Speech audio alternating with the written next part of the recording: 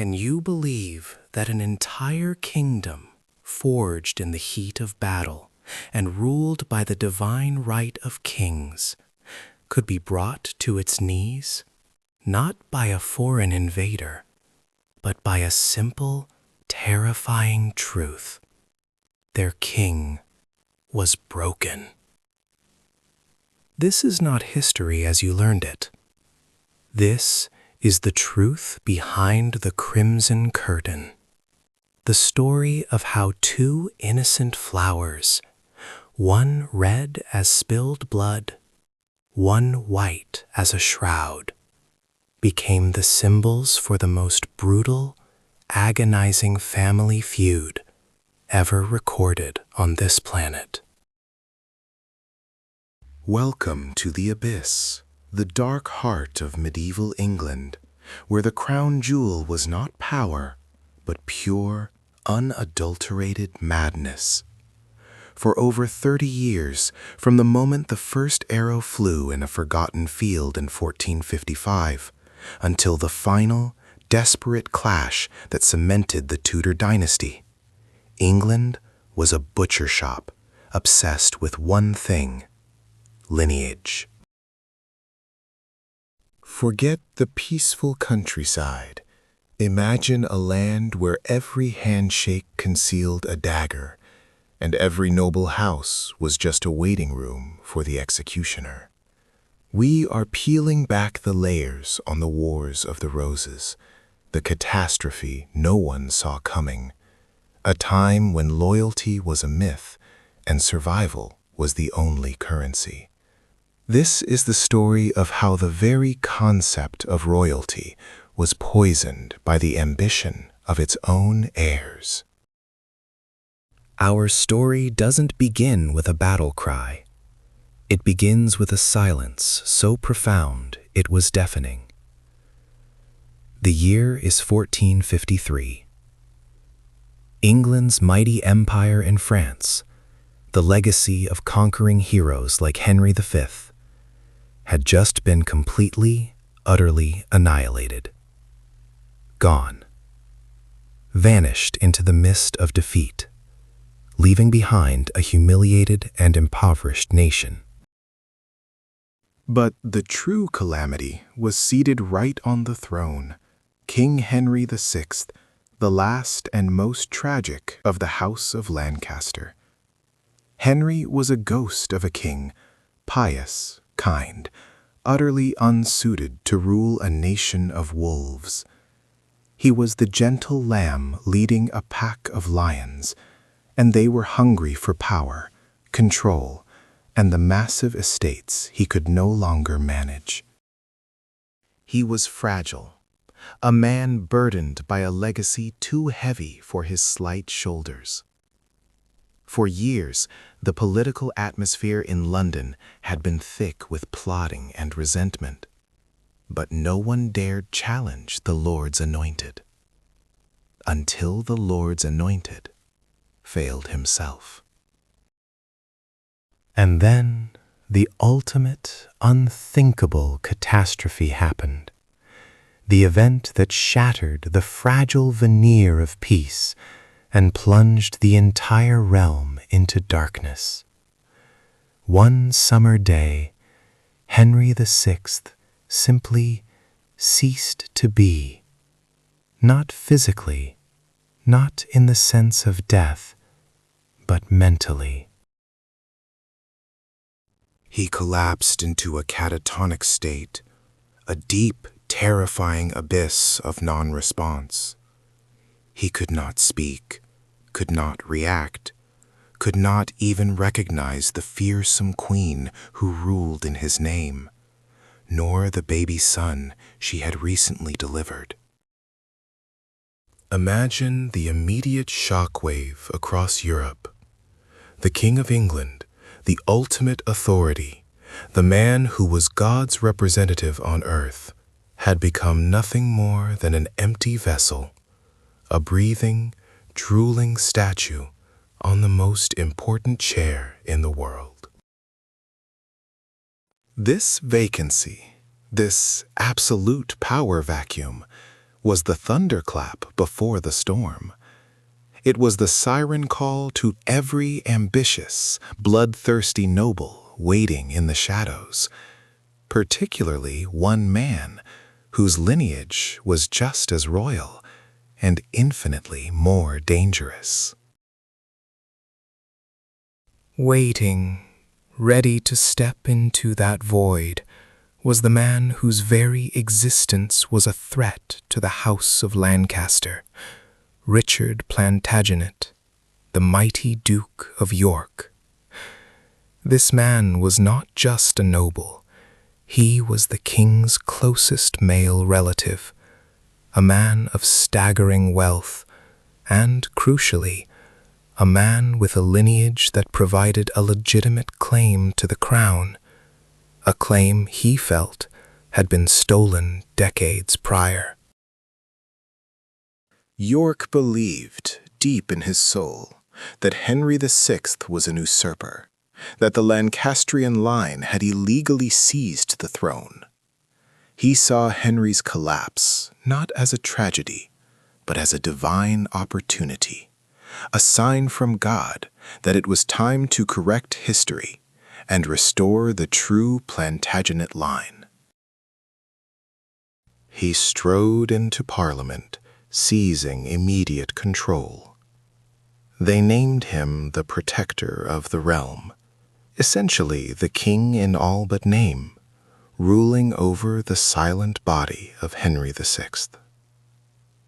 But York's ascendancy was a ticking time bomb, because one person refused to accept the new order, and she was the most terrifying political force in England, Queen Margaret of Anjou. Margaret was the absolute opposite of her husband. She was fire, steel, and ruthless ambition, a French queen determined to protect her son's inheritance at any cost, even if that cost was the complete destruction of the English peerage. She saw York not as a caretaker, but as the serpent in the garden, waiting to devour her child's birthright. The two great forces, the white rose of York and the red rose of Lancaster, were now locked in orbit, spinning closer and closer to collision, fueled by ambition, fear, and ancient, burning resentments. The tension became unbearable. Every court meeting was a duel of stares, every legal decree a declaration of war veiled in parchment. Then, in late 1454, the unthinkable happened again. Henry VI stirred. He blinked. He spoke. The king, miraculously, returned to sanity, but his return was not a blessing. It was the ultimate curse, a destabilizing force of the highest order. His first action, he immediately stripped York of all power, reversing every single decision the Duke had made during his regency. The political earthquake was now a military reality. Richard of York, humiliated and enraged, knew exactly what this meant. He could not simply retreat. Margaret would hunt him and destroy him, ensuring his claim died with him. The time for maneuvering was over. York gathered his loyalists, the Nevilles, led by the ruthless Earl of Salisbury and his terrifying son, Warwick, the future kingmaker, and marched. They weren't marching to Parliament. They were marching directly to war.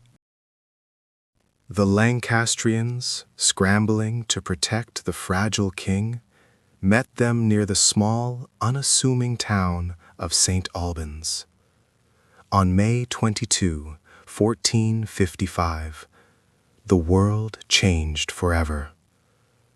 This was not a minor skirmish. This was the brutal, terrifying opening shot of a 32-year blood opera, a dagger plunged into the heart of the nation. Can you fathom the audacity? English lords turning their swords upon each other, breaking the sacred oath of allegiance to their sovereign king over a simple disagreement about who should rule. They threw away peace for the sake of ancient pride. When the smoke cleared over St. Albans, the ground was stained crimson. 3 of the most powerful Lancastrian nobles lay dead.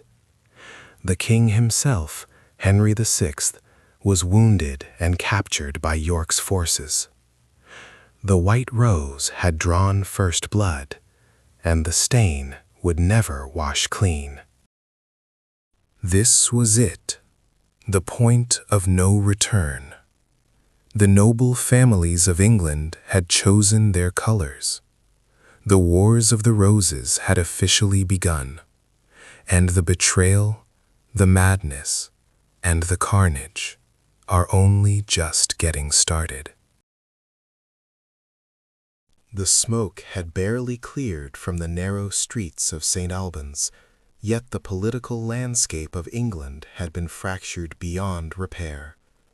Richard, Duke of York, stood triumphant, but this was no mere victory. It was a brazen, bloody declaration of war against the established order, a challenge whispered in steel to the very legitimacy of the crown. The king, Henry VI, was now nothing more than a royal hostage, wounded and utterly bewildered, his mind still drifting in and out of the terrifying void of madness that had plagued his reign.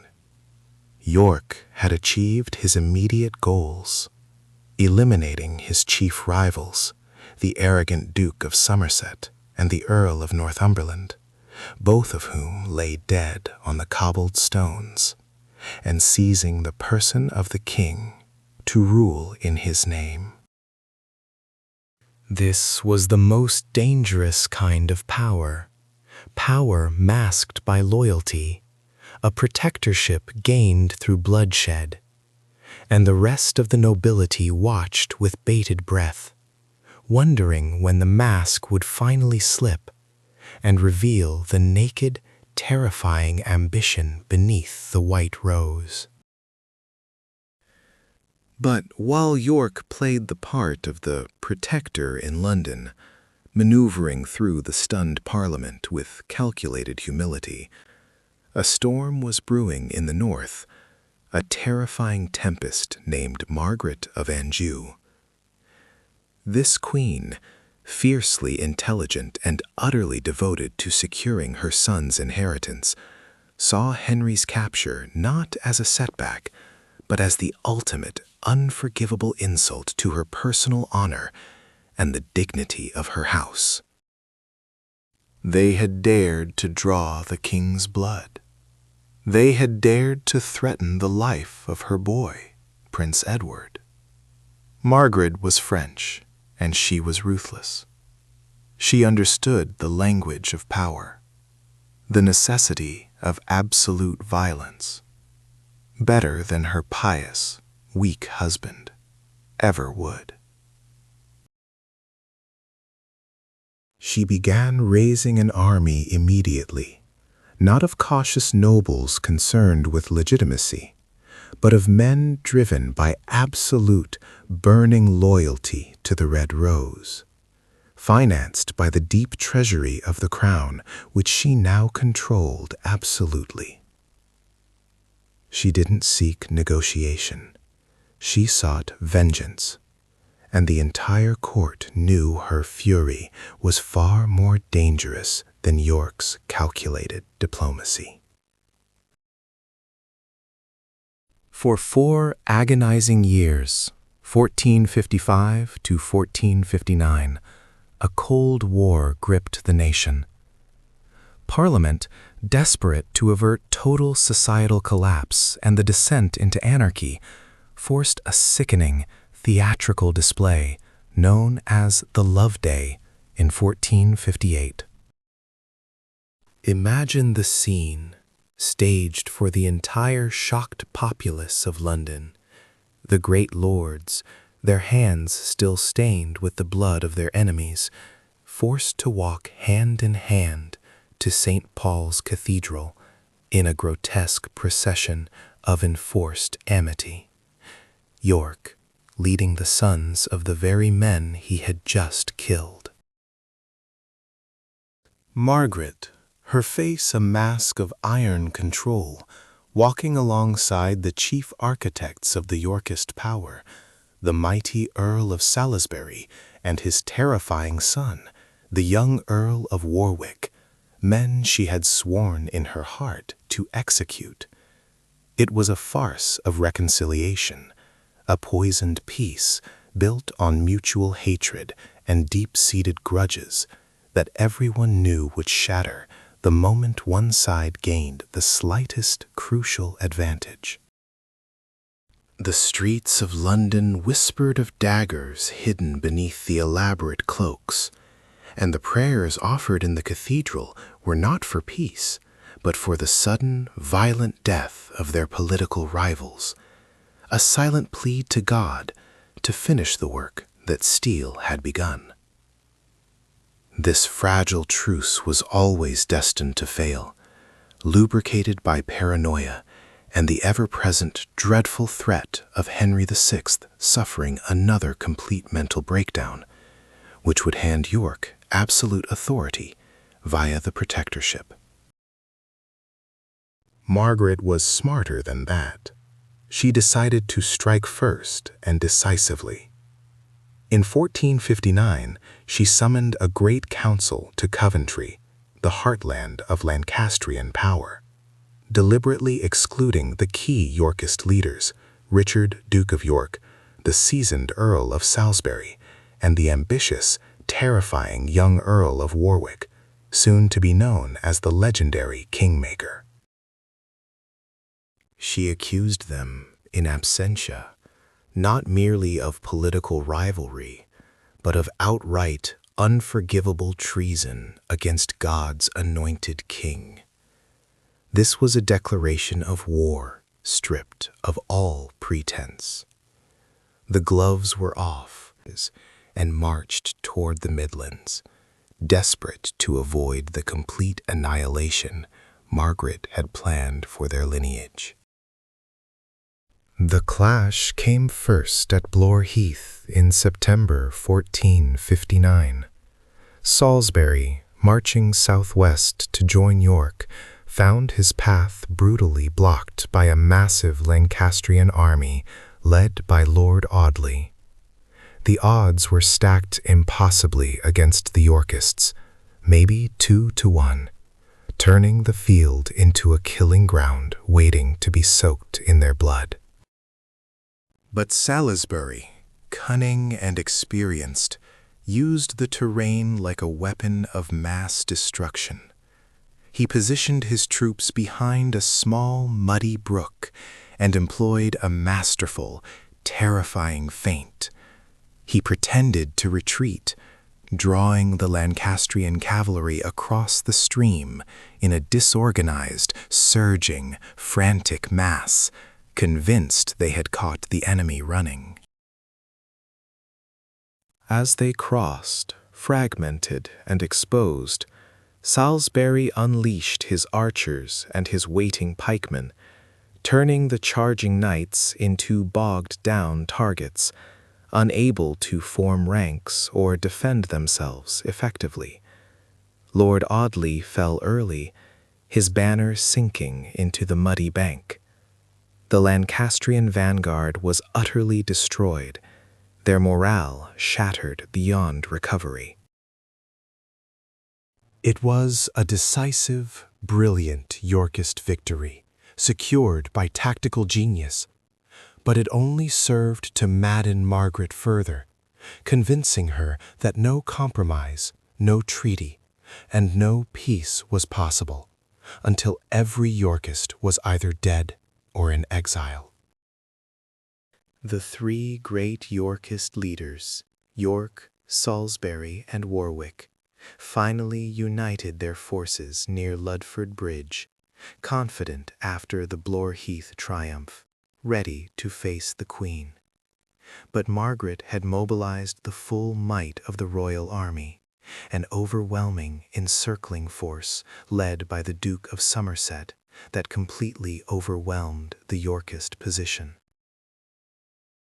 And then came the catastrophic betrayal that shattered the Yorkist confidence. Sir Andrew Trollope, a crucial commander of the vital Calais garrison, convinced his mercenary men that fighting directly against the king's own banner was a mortal sin, a violation of their oaths.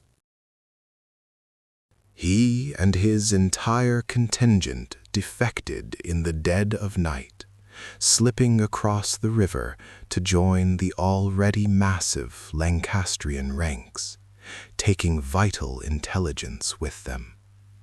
This was the breaking point. Facing a crushing numerical disadvantage and internal desertion, the Yorkist cause crumbled without a true fight. Richard of York, realizing that staying meant capture and immediate execution, made the agonizing decision to scatter his forces. He fled with his youngest son, Edmund, to the relative safety of Ireland, while Warwick, Salisbury, and York's eldest son, Edward, bolted toward the continent, seeking refuge in the powerful fortress of Calais.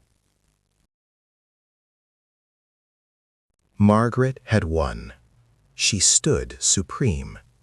The subsequent Parliament, held in Coventry, was no longer a council of peers, but a terrifying judicial slaughterhouse, earning it the chilling name, the Parliament of Devils.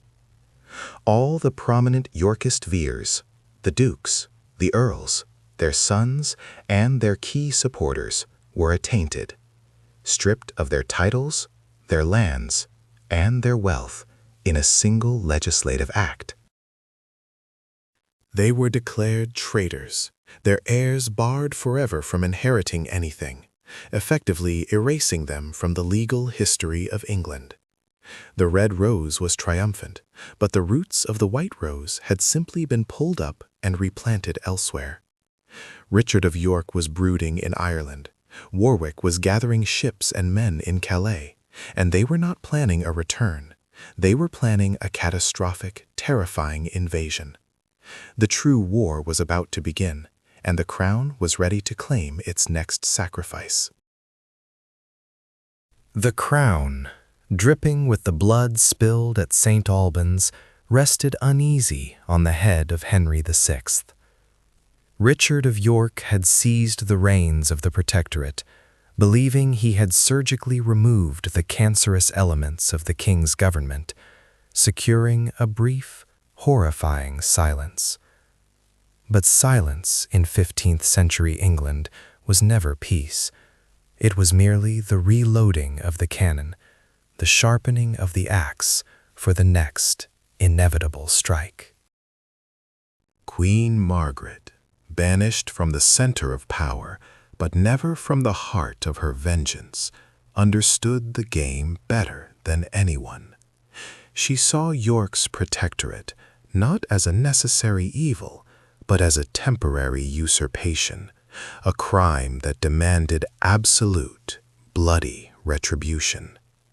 She retreated, not in defeat, but to rebuild her army, dragging the frail, malleable King Henry VI away from the Yorkist stronghold of London. She moved the entire seat of government, the entire apparatus of the crown, to the Lancastrian fortress of Coventry, turning the ancient heart of England into a terrifying, polarized battlefield. London was frozen in fear, waiting for the inevitable signal flare of renewed conflict. The king, trapped in the orbit of his furious queen, was nothing more than a royal puppet, his signature a weapon used solely for Margaret's ambition. Coventry became the new capital of paranoia and plotting. Margaret summoned a great council in 1459, and the true purpose was chillingly clear.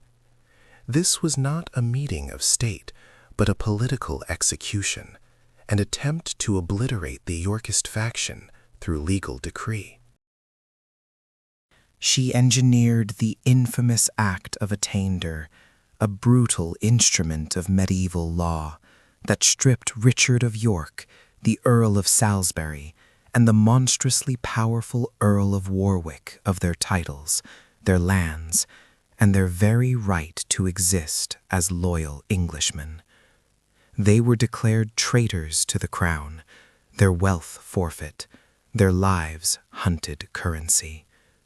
This declaration shattered the fragile illusion of peace, transforming political rivalry into an existential fight for survival. York was now a hunted fugitive, but he was far from broken. He had allies, vast networks of military power, and the undisputed might of the Neville family. The Nevilles, particularly Salisbury, commanded armies that could rival the king's own muster, and they would not accept ruin without a fight that shook the foundations of the island. The time for legal argument was over. The time for steel had returned. The moment the attainders were passed, the Yorkists knew they had no choice but immediate, overwhelming war. Salisbury, marching swiftly from Middleham Castle, needed to link his formidable forces with York's own men massing in the Welsh marches. But Margaret's spies were everywhere, her armies already deployed like venomous snakes across the roads of England, determined to slice the Yorkist coalition into manageable, destructible pieces. She dispatched a massive Lancastrian army, led by the experienced Lord Audley, to intercept Salisbury before the merger could be completed. The stage was set on a desolate, crucial patch of ground in Staffordshire, Blore Heath. It was September 23, 1459, and the quiet fields were about to be drenched in the first true blood of the war's new, terrifying phase. Audley commanded a force nearly double Salisbury's, convinced that overwhelming numerical superiority would crush the Neville menace instantly. He saw the Yorkist forces arrayed before him, seemingly ripe for the picking, and he allowed ambition to override caution, a mistake that would cost hundreds of men their lives, and his cause a devastating strategic advantage. But Salisbury was not merely a nobleman. He was a brilliant, cold tactician who understood the land as well as he understood the sword. He knew he could not meet Audley's charge head-on. Instead, he used the terrain, positioning his men behind a deep, natural ravine and a treacherous brook, making his position impregnable to a cohesive cavalry charge. Audley, arrogant and impatient, fell into the trap, convinced that victory lay just on the other side of the trench. He ordered his men across the ditch, forcing them to break formation, isolating units as they scrambled up the far bank, their ranks shattered and disorganized by the desperate crossing.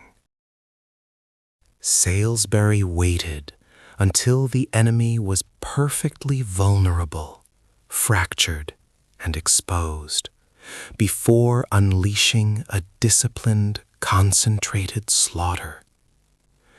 The Yorkist arrows rained down, followed by a ferocious countercharge that hit the Lancastrian advance like a physical force. Lord Audley himself fell in the heat of the melee, his death shattering the morale of the Lancastrian vanguard. The remaining royal forces, leaderless and decimated, broke and fled, leaving a devastating victory for the outnumbered Yorkists. Blore Heath was a signal fire.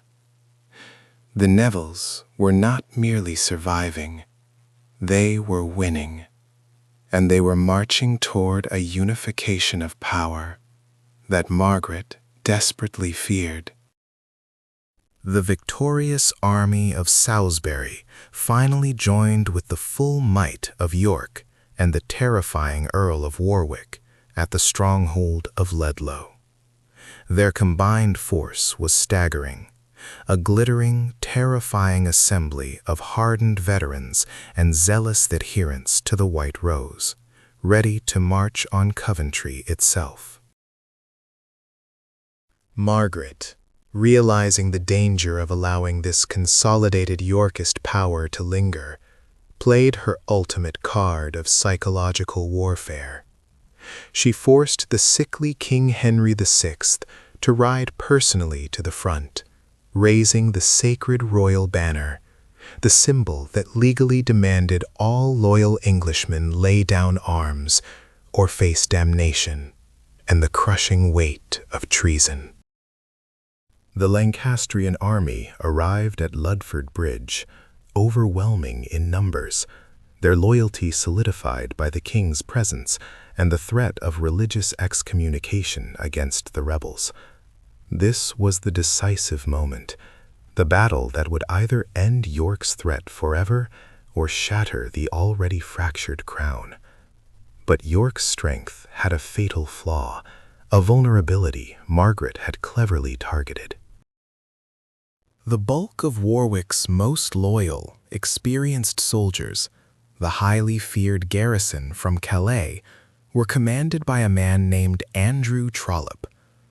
Trollope was secretly a Lancastrian sympathizer, a mole planted within the Yorkist corps, and as the great armies faced each other across the River Thames, under the shadows of Ludlow Castle, Trollope made his catastrophic move.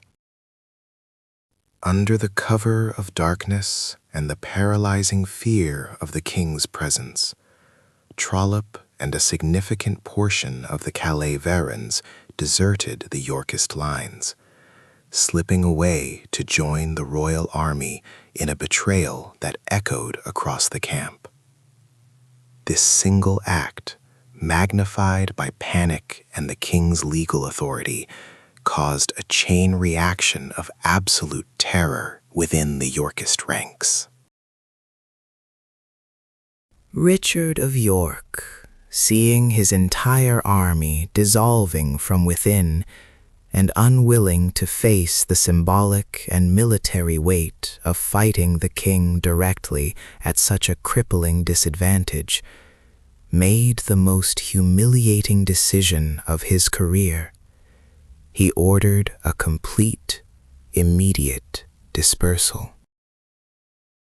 The great Yorkist lords, York, Salisbury, and Warwick, did not surrender. They fled, abandoning their armies, their treasure, and their homes to the waiting Lancastrian pillagers. York retreated desperately to Ireland, the ancient, rebellious stronghold that had protected him before. Warwick and Salisbury, alongside York's 17-year-old heir, Edward, fled across the Channel to the only safe haven left, the formidable, impregnable fortress of Calais.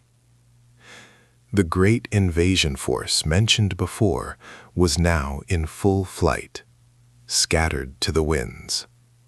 Margaret had won, achieving a total victory without firing a single decisive arrow. She believed the White Rose was crushed forever, unaware that she had merely exiled the most dangerous men in England to the one place from which they could launch a truly professional, unstoppable invasion. The Queen had made a fundamental error, a miscalculation so catastrophic it would stain the fields of England crimson for generations. Margaret of Anjou believed that by driving the core leadership of the House of York across the narrow sea, she had secured her son's future. But she hadn't exiled weak men. She had simply relocated a thunderbolt of ambition and military genius to the only place capable of truly funding a devastating professional army: the continent, specifically the Duchy of Burgundy and the invaluable, impenetrable port of Calais, held firmly in the iron grip of the kingmaker himself, Richard Neville, Earl of Warwick. These were not refugees clinging to life. They were architects of vengeance, and the man who stood as the new standard-bearer of the White Rose was a terrifyingly efficient machine of war, Edward, the eldest son of the fallen Duke of York. Edward, Earl of March, was barely 18 years old, yet he was everything Henry VI was not. He was tall, overwhelmingly charismatic, strategically brilliant, and possessed of a frightening youthful energy that drew men to his banner like iron filings to a magnet. He was the sun in splendor, a golden prince ready to eclipse the dim, decaying light of the Lancastrian dynasty. He knew that weeping over his father's death was pointless. Only action, swift and brutal, would suffice. He spent his time in exile not mourning, but assembling a coalition of disgruntled nobles, French gold, and veteran mercenaries who had no loyalty to England, only to coin and the thrill of battle. While Margaret frantically tried to stabilize the government in London, which was still suffering under the shadow of the king's terrifying mental relapse, the drums of war began beating with a relentless intensity across the water.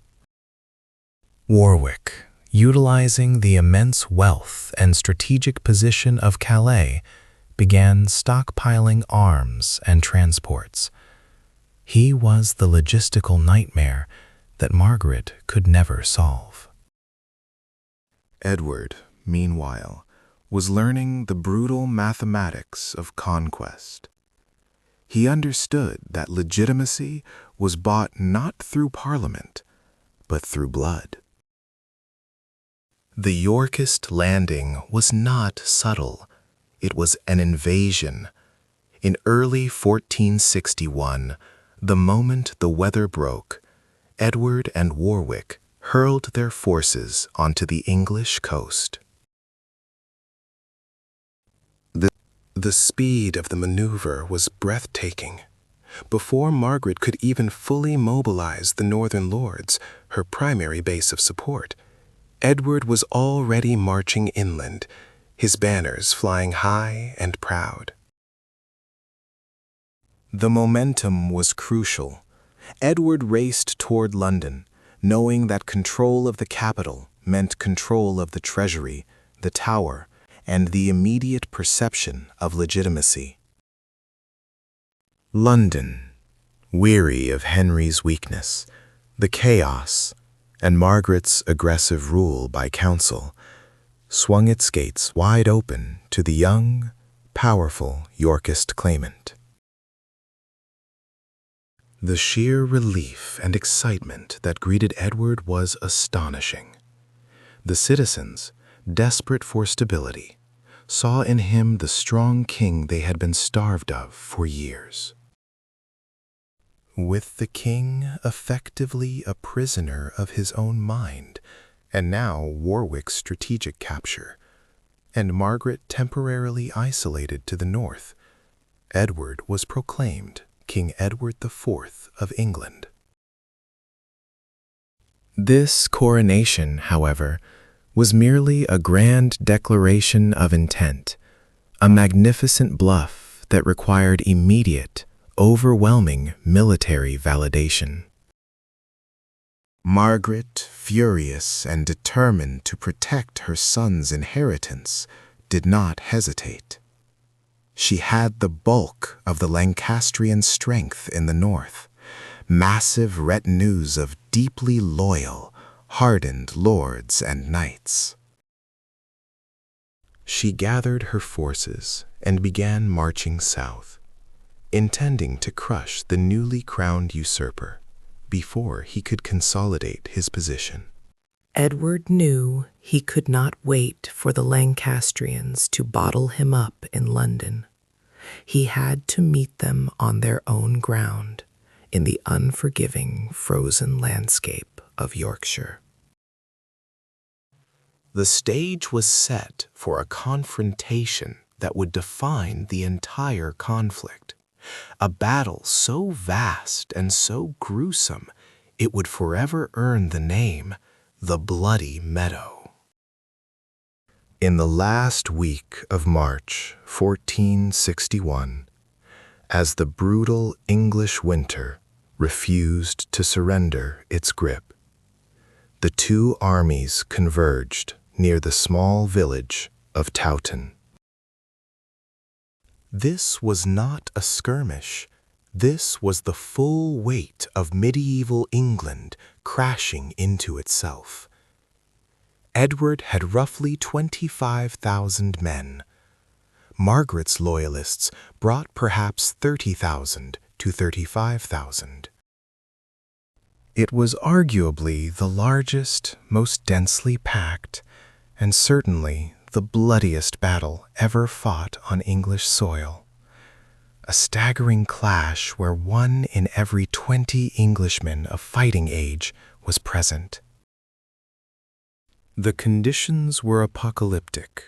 Snow fell heavily, driven horizontally by a vicious, freezing gale that scoured the open fields. Visibility was low, morale was strained, and the ground was turning into a treacherous mix of slush and frozen mud even before the first arrow flew. Warwick, the kingmaker, understood the psychological necessity of total commitment. As the battle lines formed, he dramatically ordered his own horse to be slaughtered in full view of his men. He declared that if they lost, he had no means of escape, and they would all die fighting together beneath the white rose. The message was clear. There would be no retreat. The battle began with a devastating advantage for York. The freezing wind, blowing directly into the faces of the Lancastrian archers, rendered their volleys almost useless, driving their arrows wide of the mark. The Yorkist archers, however, with the wind at their backs, unleashed a continuous, devastating storm of arrows that traveled farther and struck deeper, decimating the front ranks of the Lancastrian army before the armies even met steel on steel. When the massive forces finally closed, it was not a disciplined fight. It was a desperate, chaotic crush of humanity in the snow. A 6-hour horror show of hacking, stabbing, and slaughter in the freezing white landscape. The air was filled not just with the cries of the wounded, but the horrifying noise of steel meeting bone. For hours the line held, a grinding stalemate fueled by sheer numbers and desperate loyalty to the Red Rose. But the Lancastrians, weakened by the archery and exhausted by the sheer press of their own numbers in the dense fighting, began to falter, just as the Duke of Norfolk arrived on the Yorkist flank.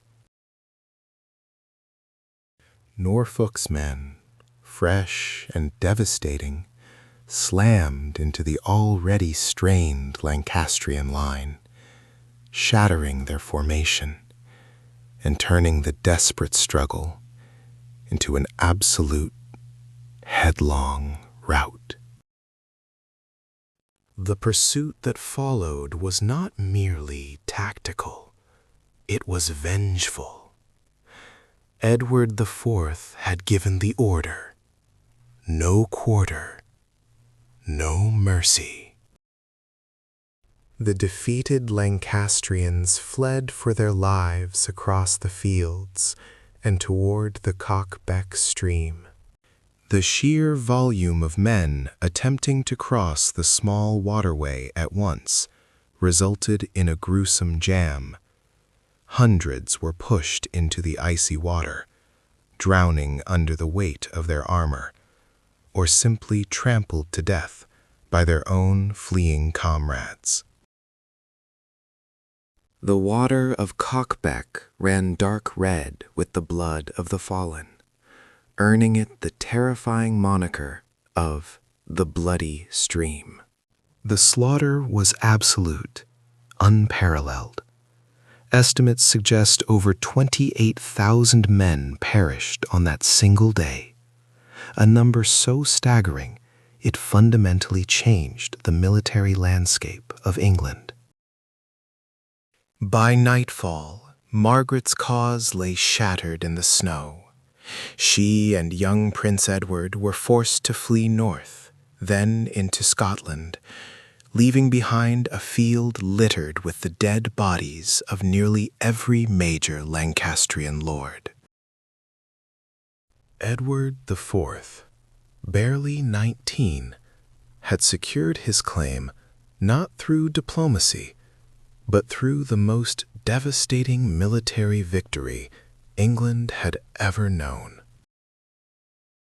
The White Rose now sat upon the throne, but the battle had created such a massive blood feud, such deep and unforgiving hatreds, that the Wars of the Roses were far from over. They had merely entered their next, most dangerous and most politically volatile chapter, one defined not by simple loyalty, but by betrayal from within the very heart of the Yorkist power structure.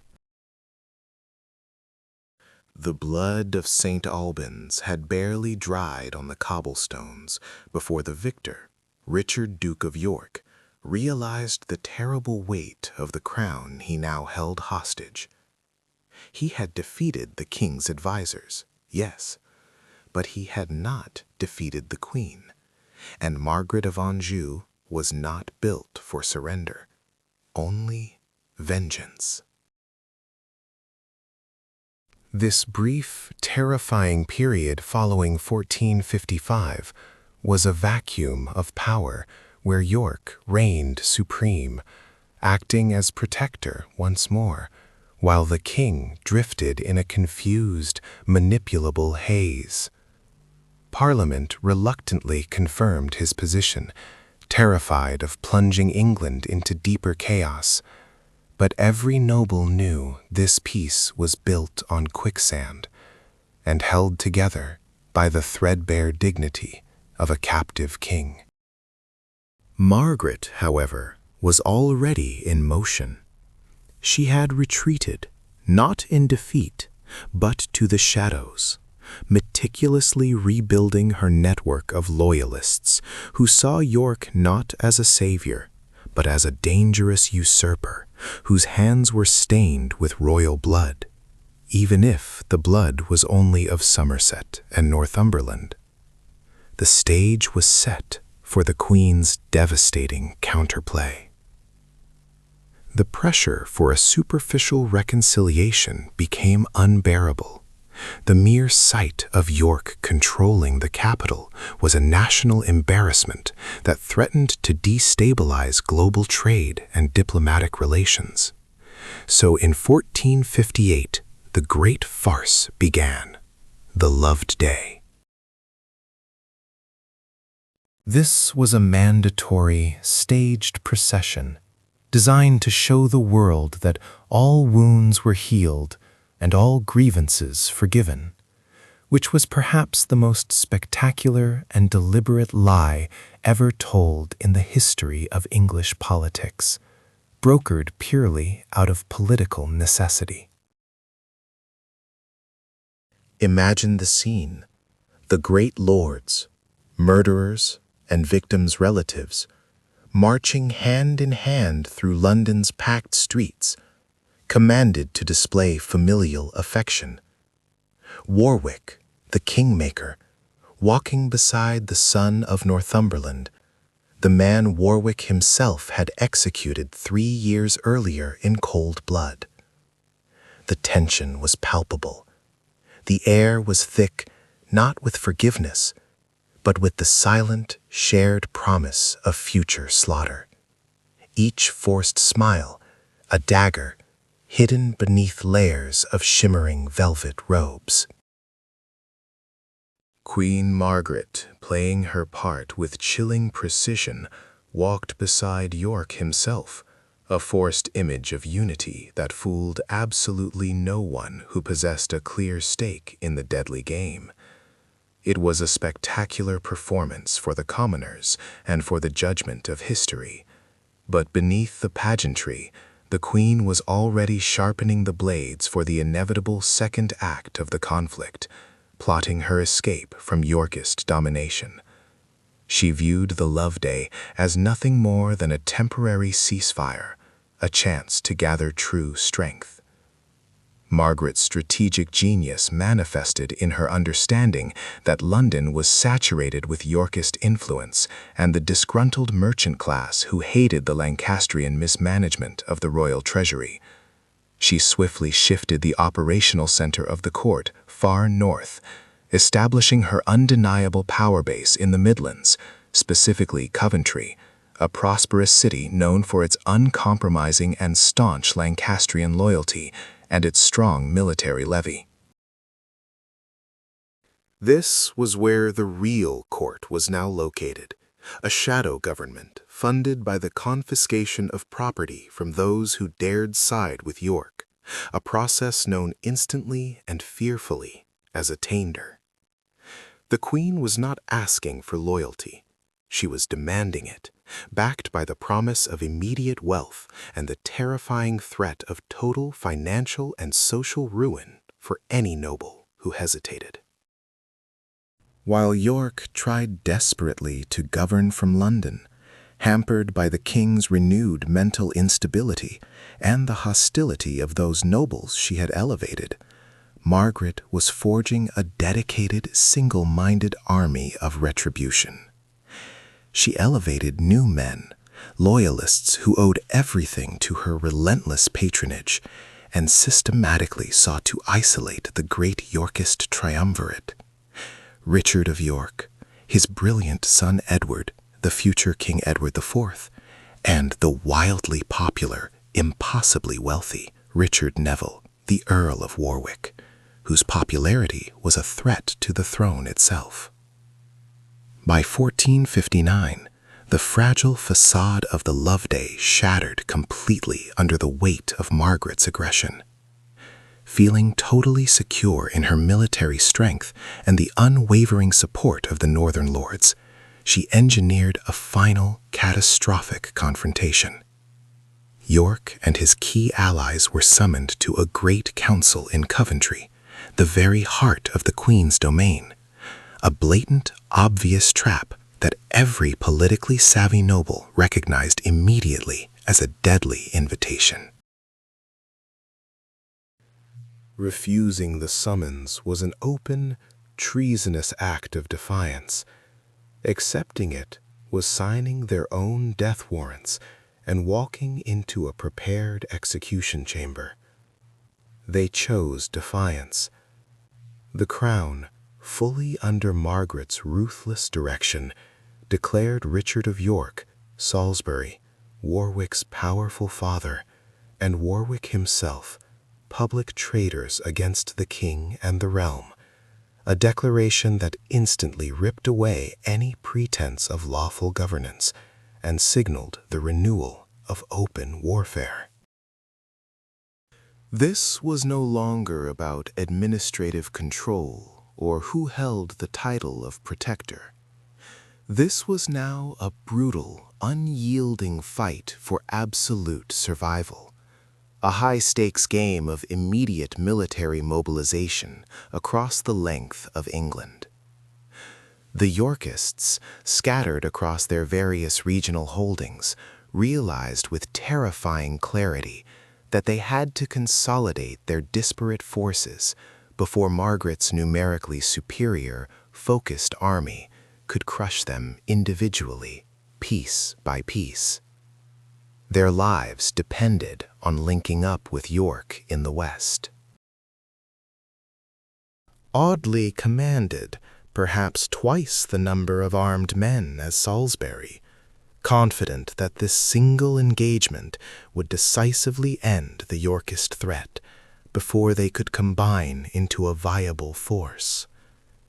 But Salisbury, a seasoned and cunning commander, used the terrain to his massive advantage, positioning his archers behind a stream and a hasty defensive barricade, forcing Audley to cross highly unfavorable, marshy ground to attack. The ensuing battle was a master class in tactical defense against overwhelming odds and sheer military hubris. The Lancastrians, frustrated by the strong defensive line and the deadly arrows, launched a series of disorganized, costly charges across the stream. Salisbury, utilizing a brilliant, calculated feigned retreat, lured the main body of the Lancastrian cavalry across the water, and then unleashed his hidden reserves with crushing effect. Lord Audley himself was cut down in the melee, and the Lancastrian army, broken, leaderless, and demoralized, was utterly routed.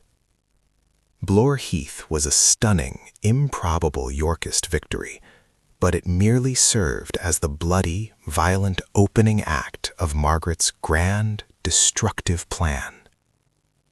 The Yorkists had survived the initial ambush, but the Queen's main forces were still gathering, and their ultimate destination was the fortress of Ludford Bridge, where the final, crushing blow was prepared. The air around Ludford Bridge cracked with a silence heavier than any storm, the kind of stillness that precedes the end of empires. Richard, Duke of York, stood on the defensive ramparts near Ludlow, his face etched with the grim realization that he was no longer the hunter, he was the prey, suddenly encircled by the relentless shadow of a queen who now tasted absolute victory. They had gathered their strength, calling up every retainer from their vast estates, believing the sheer weight of their collective titles, York, Salisbury, Warwick, could defy the king's standard, even if the king himself was a powerless puppet in Margaret's iron grip. But the Queen had used the ultimate weapon, royal authority, branding every man under York's banner as a traitor deserving immediate execution, turning the tide of loyalty against the usurpers. Then came the sound that shattered the illusion of Yorkist unity, not the clash of swords, but the shuffling, retreating footsteps of betrayal. Margaret's cunning maneuver worked flawlessly.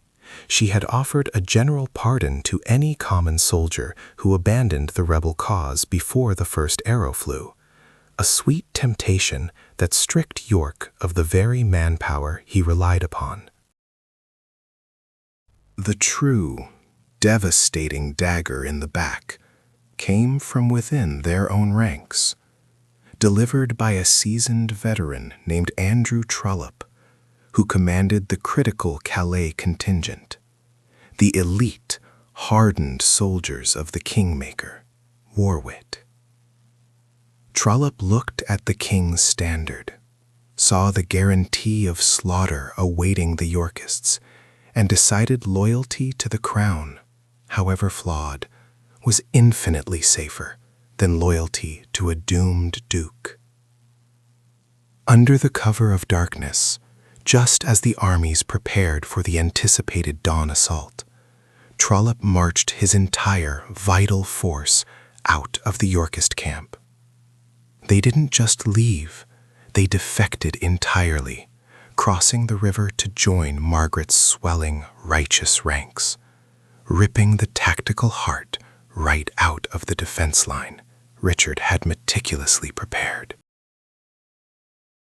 In the deepest hours of that chilling October night in 1459, the three most powerful men in England, York, Salisbury, and Warwick, snatched only what little they could carry, abandoning their entire army, their vast treasures, and their hopes in a desperate, fragmented flight. It was not a retreat, it was the rout of Ludford, a humiliating, total dissolution of their cause. Richard, accompanied by his terrified young son, Edmund, Earl of Rutland, immediately turned his gaze west, toward the only sanctuary reliable enough to defy a queen's vengeance, the fiercely independent, largely unconquered lands of Ireland, where his popularity remained tragically unshakable. Warwick and Salisbury, the mighty pillars of the north, knew their immediate fate lay closer to the sea. They headed southwest, across the hostile countryside of Devon, dodging royal patrols and traveling under deep disguise, their entire fortune reduced to the clothes on their backs and the handful of loyal retainers who dared to flee with them. Their target was the port of Exeter, and from there the agonizingly long sea route back to Calais, the crucial continental stronghold that Warwick still controlled, the last solitary chess piece left on the board that wasn't yet under Margaret's merciless command. When dawn finally broke, Queen Margaret rode in triumph into the abandoned Yorkist camp, surveying the rich spoils, abandoned siege engines, discarded banners, and the vast overflowing wine cellars of Ludlow Castle, which she promptly ordered looted and consumed in a drunken celebration of victory. The victory was total, absolute, and intoxicating. For the first time since the king's descent into irreversible madness, Margaret felt the true, solid weight of supreme power in her hands. She had crushed the traitors, and now she would erase them from memory, legally and ruthlessly. She immediately summoned a parliament to meet in Coventry, a session that would forever be remembered in the terrifying annals of history as the Parliament of Devils. This was not a legislative assembly designed for governance. It was a pure court of total annihilation, designed to retroactively justify the blood yet to be spilled and solidify her terrifying position. The primary instrument of Margaret's savage revenge was the Act of Attainder, a legal death sentence that went far beyond mere physical execution. This parliamentary act declared Richard, Duke of York, along with Salisbury, Warwick, and the other major Yorkist lords, not just enemies of the crown, but traitors whose blood was forever corrupted and tainted. This meant that all their lands, all their titles, all their wealth, and even the future hereditary rights of their children were instantly forfeited back to the king, effectively wiping out the entire Yorkist dynasty in a single brutal stroke of the legislative pen. The Queen's triumph was complete. The crown had been seized back. The rebels were scattered to the winds like dust, and the House of Lancaster stood monolithic and unchallengeable. But Margaret, blinded by the dizzying height of her victory, committed the gravest error of all. She did not kill the serpent. She only forced it underground, allowing it to regenerate. Yet, across the narrow churning channel, safe within the impregnable fortified walls of Calais, the young, ambitious, and terrifyingly resourceful Earl of Warwick, the Kingmaker, had survived. He had successfully navigated the dangers, secured his loyal garrison, and now held the vital gateway to England, turning his enforced exile into an immediate strategic advantage. Margaret controlled England, but Warwick controlled the sea lanes, the European trade, and the crucial international perception of the war. While Richard of York stabilized his power base in Ireland, plotting his long-awaited return amongst the fiercely loyal Anglo-Irish lords, Warwick began the intricate, painstaking work of building the invasion force that would change everything. He used the vast wealth generated by the lucrative wool staple in Calais to hire mercenaries, bribe crucial shipping captains, and subtly undermine Henry VI's shaky alliances in Burgundy and France. The war was officially over for the moment, but the reckoning was only delayed.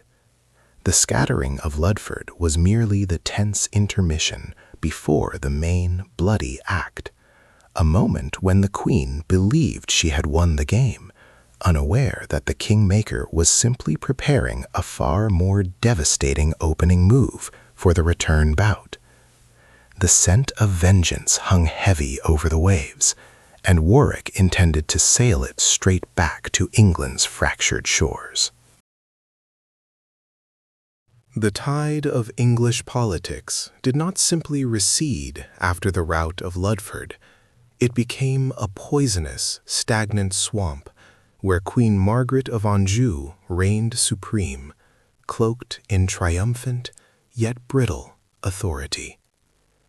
She had driven her rivals into exile, but this victory tasted of ash, and she knew the only way to solidify her position was through total, crushing annihilation of the Yorkist cause itself. This was the era of the infamous Parliament of Devils, 1459. This was the era of the infamous Parliament of Devils, 1459, a gathering convened not for governance, but for vengeance. Margaret wielded the venomous legislative axe of attainder, slicing through the nobility, seizing every acre, every jewel, and every title belonging to the Duke of York, the Earls of Salisbury, and the Kingmaker, Warwick. Their very names were erased from the rolls of honor, condemned as traitors whose blood was forfeit to the crown. The Queen believed she had neutered the threat. that she had surgically removed the cancerous growth of rivalry. But in her blind fury, she had simply transformed powerful nobles into desperate, landless pirates, giving them nothing left to lose and everything to reclaim. While Margaret's government descended into a pit of corruption, stripping loyal Yorkist adherents bare, the exiled Warwick was perfecting his craft across the Channel. He held Calais, the golden hinge of history, the greatest military and financial prize in the realm. From this impregnable fortress, Warwick did not merely brood, he built a shadow kingdom. He controlled the vital supply lines, intercepting every ship sailing the narrow seas, turning the intended provisions for Henry VI's treasury into resources for the burgeoning Yorkist counterforce.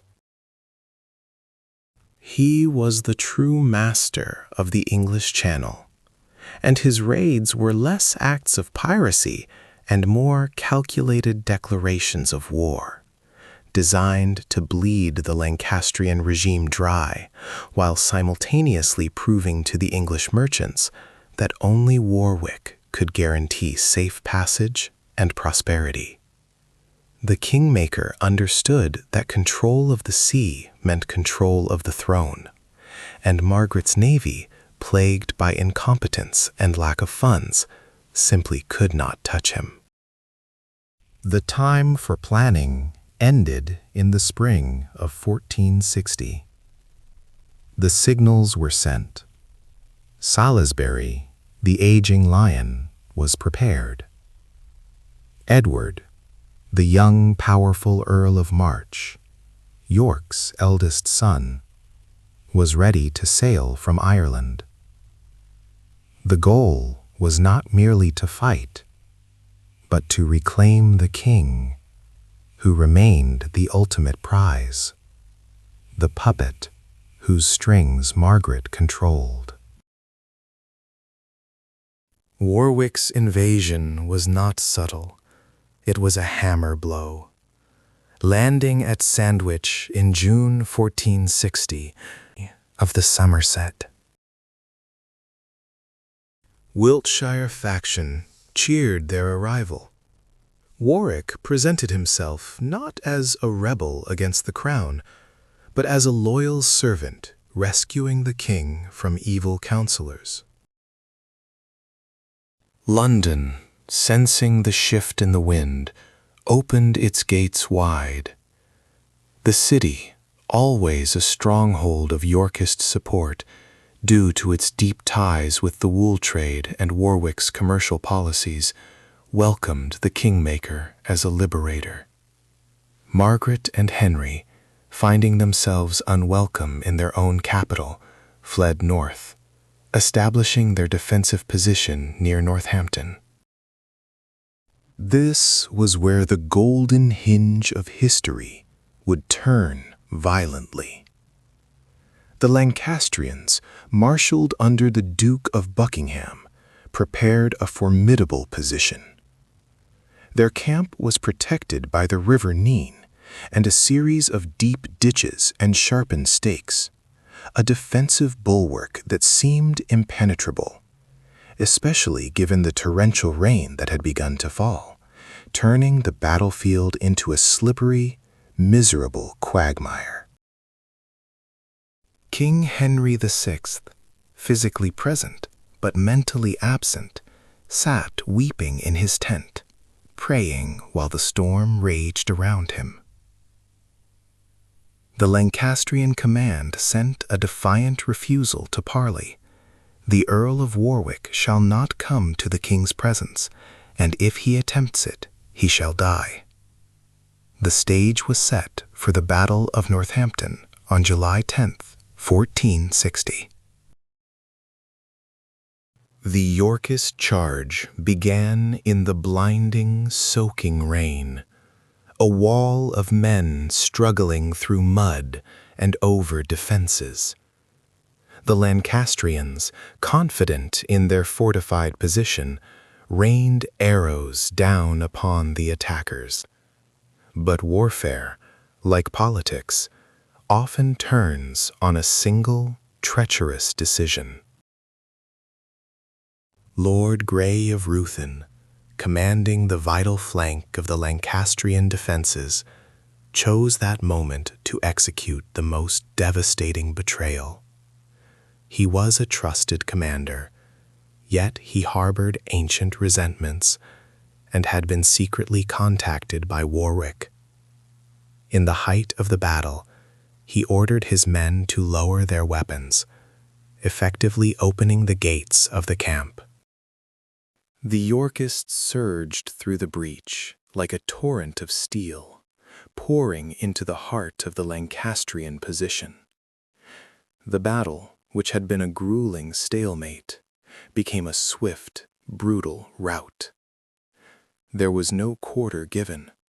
The Lancastrian leaders, who had been the chief proponents of the attainders, Buckingham, Shrewsbury, Beaumont, and Egremont, were all cut down where they stood. Warwick had targeted Margaret's inner circle and executed them with brutal efficiency. The king himself, found trembling in his pavilion, was finally in Yorkist hands, a prize more valuable than any battlefield victory. The kingmaker had returned from exile, defeated Margaret's army, killed her commanders, and now controlled the body of the crown, ready to wield it for his own ends. But the true threat, Queen Margaret, was nowhere to be found.